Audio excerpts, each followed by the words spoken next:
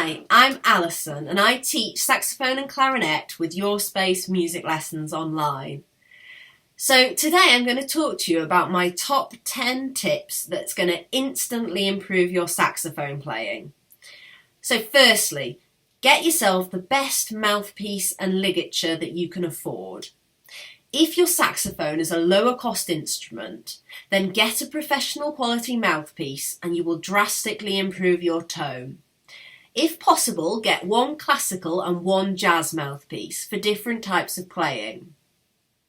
It's difficult to find a shop that has a good range in stock that will let you try before you buy, so it's usually worth asking your teacher beforehand. Secondly, don't penny pinch when it comes to reeds. There are cheap reeds out there, but they aren't worth the compromise in tone. In a cheap box of reeds, you'll get lots of variation in quality and strength, so several of them might just not be playable for you. It's a false economy to go for a very cheap brand. Van Doren have a very much higher quality assurance process, so I use them every time. Thirdly, check where the reed is on your mouthpiece when you're getting a good tone, and make sure you take care to put it back there every time you set up your instrument. Don't leave your reed on your mouthpiece when you put it away. It saves you about 30 seconds of time, but you could scuff and break the reed, but most of all, you'd be leaving it soggy and mouldy and icky, so just don't do it.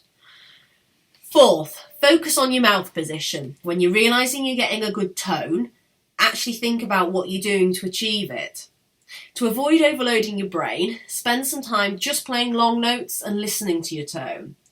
It's really hard to focus on sound when you're concentrating on learning a new piece. Fifth, get a saxophone stand so you can put your saxophone down in a safe place when you're swapping the music on the stand or taking a break mid-practice.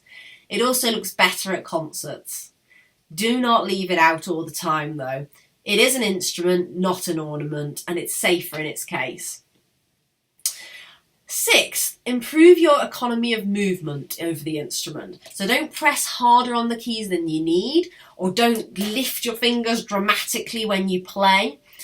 It gets really difficult to do the harder, faster passages if you've got into bad habits with your finger position. My seventh tip is become balanced with your instrument. So if you've got aching thumbs or fingers, or you've got dents after you've played, it probably means you're trying to support the weight of the instrument with your hands rather than relying on the strap. My eighth tip is get your instrument serviced regularly. Over time, the springs and pads will deteriorate through use. It's imperceptible day by day, but an annual service and checkup will help restore it.